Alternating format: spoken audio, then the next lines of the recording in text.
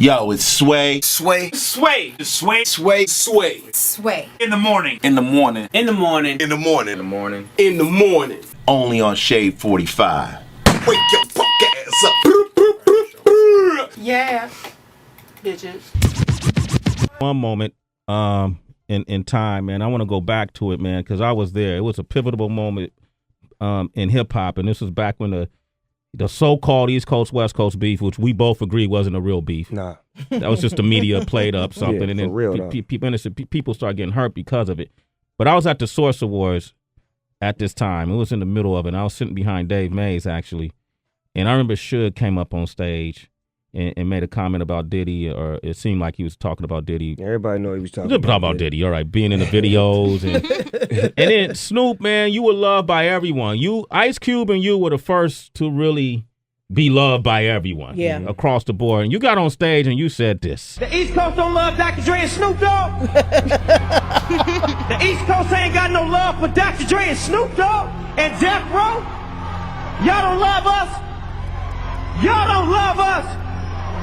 Well, let it be known then. What compelled you to do that? Like, that was a bold ass move. We was in Madison Square Garden in New York City. What compelled you to do that? Because if you come from a gangbang mentality and you know when you outnumbered, you either step up to that outnumber and you go in there and you go lose your life, or you politically conversate your way out of that. Mm-hmm. And that was a political move to show that I was not afraid, but I know where I'm at. Mm-hmm. And I respect y'all because y'all respect me. Y'all love me. That's the reason why we're here. Mm-hmm. Y'all love Dr. Dre. That's the reason why we're here. Y'all love Death Row. That's the reason why we're here. Now, despite what this man has said, y'all love us. So look at the love factor as opposed to what he said, because he's not talking to y'all. He's talking to him. But New York felt disrespected because Puffy shined it on like, I ain't tripping. But New York was like, nigga, we tripping. you understand what I'm saying? Which they had the right to. And was nobody right or wrong, but I just say Puffy was a big man for not, he could have turned the light on. Yeah. And if he'd have turned the light on, it would have been lights out. It would have been lights out. And Trust me. He took the high road. He really did. He allowed me, because he came on before me. Mm-hmm. Don't get it. Suge came on, then Puffy and Faith came on. And Puffy said, hey, some, don't eat, I ain't tripping, Then he went off. Then that's when I came on and won. And that's when I said what I said, because it was some ooh, boo, ooh, boo. Mm-hmm. Oh, wait, hold on. No. Y'all ain't got no love? That's when it was put into effect, because I heard boos and I heard it felt like they didn't hate me, they hated the situation. Mm-hmm. And then that's when I began to see that this wasn't for me. I started to see that Death Row wasn't for me at that time, because when you put all of our lives in jeopardy like that, you don't care about the business. Mm. And that's what happened. Our lives was in jeopardy because we was dealing with a bunch of people who had no rap careers, who just was in there just loving hip hop and loving New York. And you gonna disrespect us in our living room? And we got the door? Close the door. Yeah. Chain it up. We'll holler. Code 10, it's the enemy. Okay. That was it. You know, give me 1 second. 2 more questions, and then I took that from Joe Clark. Oh, you took that right there. That did really well too. And then since now you talked how you and Suge, you guys have. Hey, nephew, you know me, man. Yeah, I don't leave nothing in the past. I go deal with everything. Anybody I ever had an issue with, I go see them. Yeah. Because I don't want no issues. I don't want no problems. I'm not walking around here looking to fight nobody, shoot nobody, get into nothing with nobody. Mm-hmm. So I learned this from Minister Farrakhan. The bigger man is the one that comes and apologizes, the one that says, I'm sorry, I apologize, I'm wrong. Even if you're not wrong, you take the high road. And that's what Puffy showed you that night, that he took the high road. He knew he wasn't wrong. He could have just easily set it off, and it would have been a beautiful situation for them on us. But you learn through your situations in life, and you learn how to be a better person. And me personally, I love the fact that people love me and follow me. And if I say go, they're going to go. If I say stop, they're going to stop. So I would rather them stop and pay attention. And then when they want to go, they go on their own. What was your relationship like with Big? Biggie was my homeboy, you know, and I mean, he was a real friend of mine. Like, I remember early on, you know, when we used to come out here, he used to hang out with us. They riding limos with us. We used to go smoke, chill, the whole nine. When he made that record, the last record he made, he played a song for me. I went to the studio with him, and he was like, I want you to hear this song. He was working with 10 Crack Commandments in this room with Preem. And he took me to another room and he played this song. I'm dreaming of Lear jets and mansions and coupes and trying to sell records like Snoop. Oops. He played that record for me in front of all his homeboys. When the record went off, I was like, cuz, you killed that. He's like, I just want to give you some love, man, and let you hear this. But his perspective, you could just tell that he wasn't tripping. He wanted the world to know, I love Snoop Dogg. Mm-hmm. Snoop Dogg loves me. Because I had already put it on the line that I loved him. But he could never come back and say, I love Snoop, because he had to stay in his lane because Pac was on him so tough.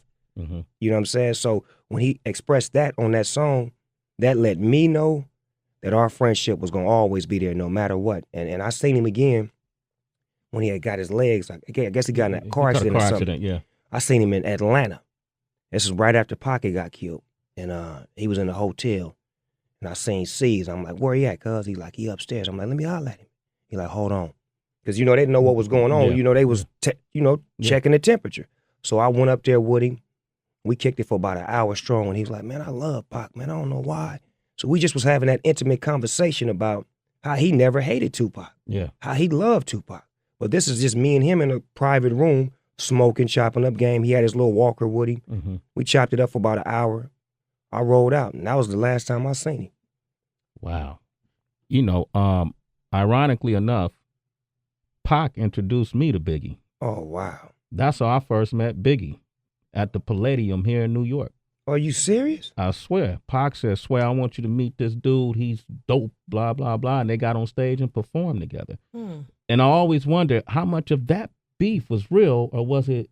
I think it was real because Biggie probably couldn't tell him what he wanted to hear. Pac was the kind of person that's like, he all in. He with you, he with you. So in so many words, if Biggie knew, or if somebody from Biggie's camp knew Pac had got shot, or who shot him, or who robbed him, Pac felt, tell me that. And when they didn't tell him that, even if they did or didn't know, that just turned it all bad. Because where we come from, if you know I'm finna get shot, robbed, or jacked, and you don't say nothing, you a part of it. So that was his emotions. But me personally, I knew C's and Puffy and Biggie and all them. I don't think they set him up. I think it was some situations that caused that, and they couldn't prevent that. And it was nothing that they could do. So it was like it puts both of them in a twist, because it's like, y'all my homeboys, y'all let me get shot and blah, blah, blah. But it's like, really, what could they do? You may have created that situation. Yeah. Snoop Lion is here. Wow. And I'm glad you shedding some light on this. You're reincarnated now. Yes, sir. You know, I always want to ask you, what's the last time you saw Pac? This is my last back in the day question until we talk again. When last time you saw him, and where was you the day he was shot in Vegas? Wow, the last time I saw him, he was laying in the bed, holding on to his last breath. Man. Well, I had seen him before that, because we left New York. We had just left New York. I had got off the radio station with Angie Martinez, and that's when me and him like clashed, because she asked me on the air, how do you feel about Puffy and Biggie? And I said what I felt. Them my homeboys, I love them. When I got back to the hotel, it was a whole nother atmosphere. Like, he sent his homeboy up to get the bud from me, as opposed to him coming to get it. Muta came and got the bud. Pac wants some bud. Hold on. Tell him to come up here. He ain't coming up here. Give me the bud. I'm going to take it to him. So I felt funny. And then my uncle said something about, they downstairs talking and blah, blah, blah. So when we got on the plane to go back to L.A. the next day, Suge didn't let none of my security ride with me. I had to ride on the plane with him, his homies, and Pac. And it was the most uncomfortable ride I ever had in my life, because my nigga didn't say nothing to me the whole ride. And that's a 5-hour flight on a private plane. Yeah. So I walk up to him like maybe 3 hours into the flight, sit next to him, like, you going to Vegas, cuz? And he turned on me like this and started talking to somebody else. So I'm like, all right. So I go in the back, put the blanket on my head, knife in my hand, fork in my hand, and just sleep the rest of the ride. Because I feel like they finna try to do something to me. So when I get off the plane, we land, he walk out. I got a Rolls Royce, he got a Rolls Royce. He walked down the steps, I walk down the steps. We meet right here. I'm like, cuz, you going to Vegas? He do me like this. Went his way and he went my way. Next time I get a call, you know, niggas like, turn on the news, guys. I'm at Warren G house. We turn on the news, we see yellow tape, Suge BMW. Mm-hmm. Call Suge, he like, yeah, they whoop-de-whoop, come on out here now. Drive out there. I see him in the bed, laid up, no words, no conversation. I see Jesse Jackson, his mama. His mama pulled me to the side. She make me feel like a real player, because she tell me, my baby loved you, and I love you. And I don't care. She just hit me with what I needed to hear, you know, coming from my mother, because she was strong at that time. Everybody else was crying and breaking down. She was real strong. And she just held me real tight, and she just said a prayer with me. And I know I went there, I hollered at him for about 20 minutes, and I went in the bathroom, I fainted, I threw up. I just was like, I was gone. Like my whole, because me and my homie wasn't straight. You understand what I'm saying? It's like, I'm not even gonna be able to apologize to him, or even just to tell him, I feel you, I'm wrong or whatever. We never got that day, and that's the way it ended with me and him, to where he passed away, and I never got a chance to, you know, apologize or even just tell him, you know, what is it? How can we fix this? Wow. Now, knowing that, what advice would you give to some of these artists today who are going through things like a Drake and Chris Brown, or 50 and Rick Ross? I mean, that's different. It's not worth it though, man. It's really not worth it, man, because at the end of the day, nobody wants to see nobody leave here, especially untimely. And, you know, we got to be thankful for what we have. We have a business that gives us the right and the room to do what we want to do. When I first came in the rap game, you couldn't hardly say nothing. You couldn't hardly do nothing. Now you can do whatever you like, and you can make money. We have to appreciate this job, because this is a job. And if we don't appreciate it, it will be taken away from us, and we'll be back at square one, getting nothing. Right now, everybody getting money. We got over 200 millionaires that have been created because of hip-hop. And if we keep it up, we'll have many more to come, but we got to keep it a business. And one thing about them folks up top, I ain't going to say what color they are or who they are, but when they watch y'all play the game the wrong way, they either going to let you eject yourself, or they gonna turn the game all the way out. Snoop Lion, ladies and gentlemen, thank you for sharing these moments with us. Pick up the project Reincarnated. Get the movie. Can I hear a freestyle from Heather B? You want to hear a freestyle from Heather B? I'll freestyle with Snoop. Throw a beat on. Throw a beat on one. I got you. Okay, all right. Heather B. Hey. This a dream of mine right here. This a dream of mine too. All right. Check it. 1, 2.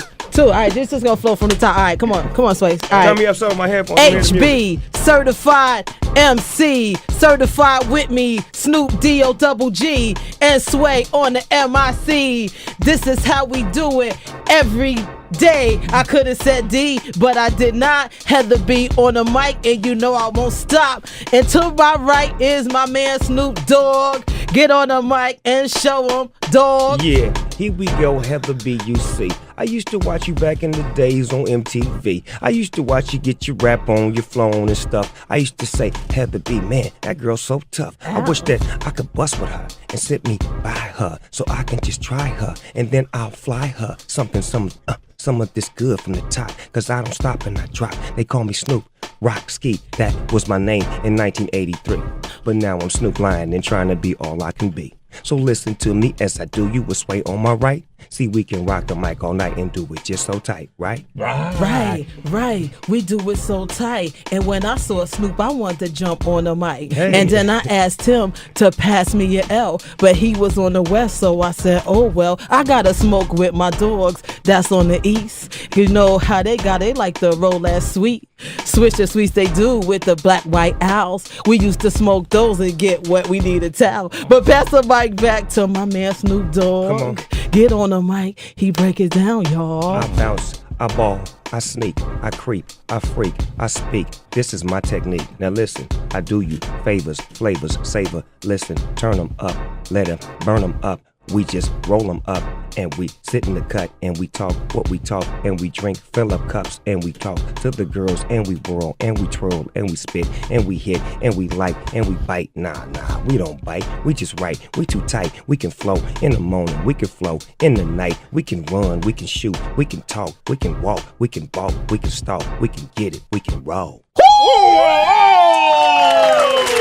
Yeah, man. Bless up. Ja. Rastafari. Yes. Wow. Every day. You know what it is, Heather brother. B. love you. There, you got that, Snoop. We made dreams come true, brother. You know what it is with us, baby. Yeah, it's not Disneyland, it's Doggyland. There it is, man. All right, man. Anthony Mackie just walked in. What up, though? He caught that man jumping the mic. What up, loved man. one? Lion. Come on, baby. What up, baby? Yes, That boy right there is an actor. Yes, Yo, that's listen. being. He's not an actor. He's an actor. Jump on the mic, man. Jump on the mic. You sharp, What boy. up, though? What's up? What's Man. up? Man, I've been How y'all watching your making it? movies for a while. You cold, boy. Appreciate it, You my cold, man. baby. Appreciate it. That's huge There's respect. one Thank you. I'm trying to see which one I really Uh-oh. like. I know which one it is. I know Tell which me. one. You ain't even. She hate me? Oh my God. You's a monster. You's a monster. That's my hood classic right I there. like that Lincoln the Vampire Slayer. Oh, yeah. Abraham Lincoln Vampire Slayer. Slayer. That was What's up? great. What you doing? Yes, sir. All right, yo, Snoop, I thank you for coming through, man, and Man, just thank shedding you, some brother. light, man. You know, it's a lot of history that don't get told, you know what I mean, the right way. Yes, and that's sir. why I'm asking you these questions, man, because it's healing, you know. And I love it. I love telling the truth because that's what I am. I am the truth. I don't have no problem with keeping it 100, letting it be told. You know, I love hip-hop. I love the industry, and I really want all of us to come together one day and figure out a way that we can end all this negative and just be like, you know, be like rock and rollers. Just make music and just make money, man, and stop all this negativity, man, because they don't go nowhere.